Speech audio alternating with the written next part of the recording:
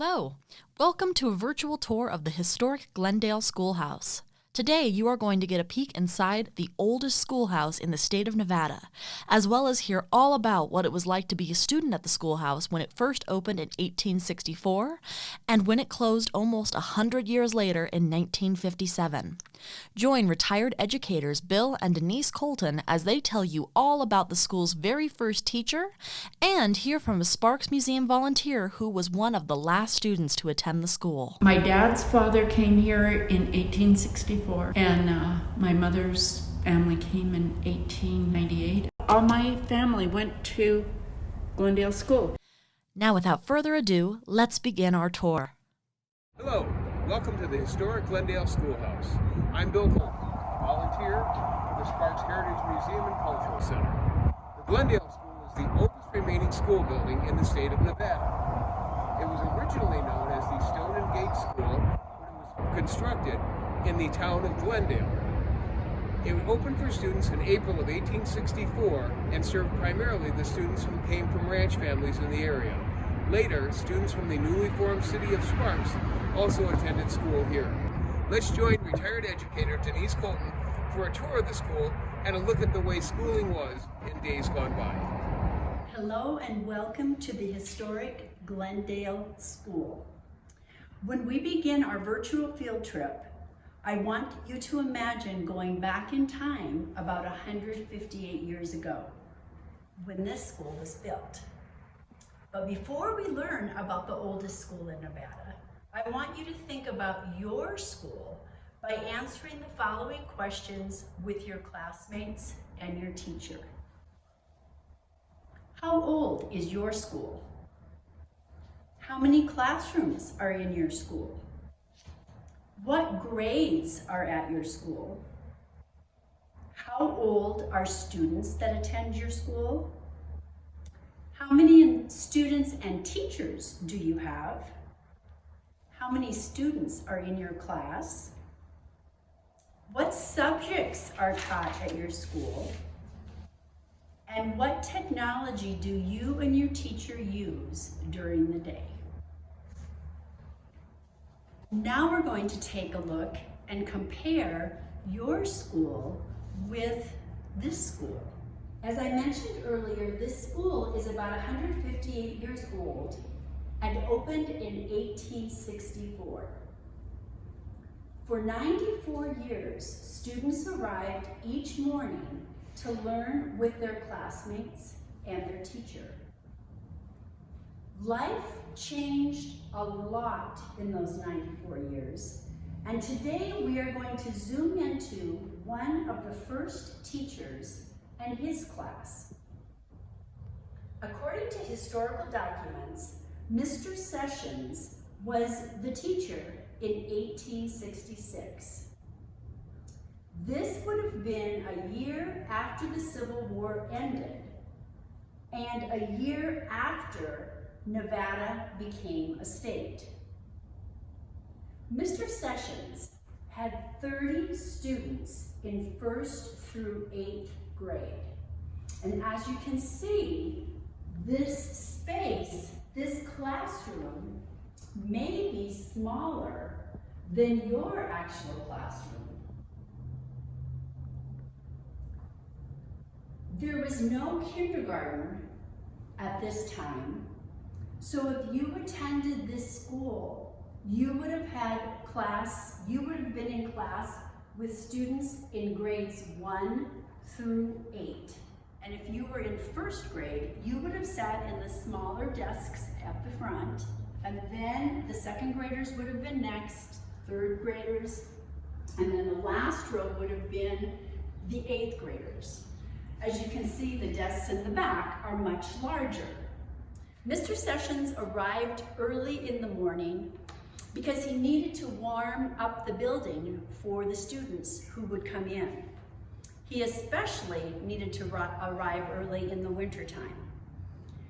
As a student, you might have walked to school or ridden a horse. Students lived 4, 5, or maybe even more miles away from school, so it was a long journey every day. Mr. Sessions would ring the school bell 1 hour before school started, and then again 30 minutes before the school began. School started at 9 and ended at 2. The reason for these hours was because it was very important that you had light inside the building, because there was no electricity. So the windows are large that provide the light, but also there are lanterns up here so that you could see the chalkboards more clearly. If you needed to use the restroom, you would have gone through this back door, and the restroom would have been a few feet away, actually probably several feet away from the school in the back. Back in 1864, Mr. Sessions would have primarily taught 3 subjects, and that would have been reading, writing, and mathematics. You would have used slate boards to write with or to write on, and the textbooks were rare, and you probably would have needed to share your textbook with maybe a friend. Remember, there are 1st graders through 8th graders here, so each of you would have been learning different things. Now let's find out how being a student might have changed at the time of the school's closing in the 1950s than it was in Mr. Sessions' time. A Sparks Museum volunteer had several generations of family members attend the schoolhouse and was herself one of its final attendees. I started school here in 1950, and they closed the school at the 57 is when they closed the school. So I had to go to the 8th grade in the old Sparks High School building, which was called Sparks Intermediate. It was a middle school then.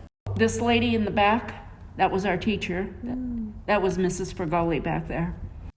Much of what was found inside the schoolhouse would have changed in its 94-year history, including the location of the entrance, the use of an oil stove instead of a wood-burning stove, and electric light bulbs which would have replaced the oil lamps. However, some items still remain original. These pictures, that picture of the Pilgrims and the Lincoln and the Washington pictures, were in the school.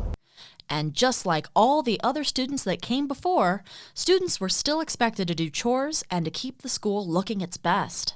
My mother and I would water the roses during the summer around the schoolhouse, and they were all planted in the front of the school. And we all took a part in the maintenance of the school. Put up the flag every day and take it down, and just, not anything major, but that's what we had to do. Because the surrounding area of Sparks had become a blossoming city, many local children at the Glendale Schoolhouse were later directed to other, newer schools. So therefore, the class size of 30 became greatly reduced to at most 13. In 1976, the schoolhouse was relocated first to a location on the corner of South Virginia Street and Kitsky Lane in Reno, and was listed on the National Register of Historic Places in 1978. In 1993, the school was moved to its current home on Victorian Avenue, right across the street from the Sparks Heritage Museum.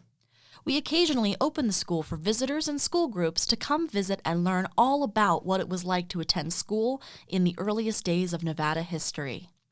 Let's join Bill and Denise one last time for some final parting words. Thank you for joining us for this tour of the historic Glendale School. We hope that you'll find time to visit the school soon.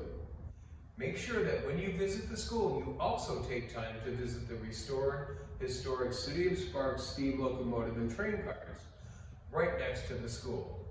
No visit would be complete without stopping at the Sparks Historic Heritage Museum and Cultural Center located across the street from the school and the historic train. It's a wonderful place to learn about Nevada history and to learn about the history of the city of Sparks. Hours of operation for the school, the train, and the museum can be found on the website sparksmuseum.org. Thank you, and we look forward to seeing you soon.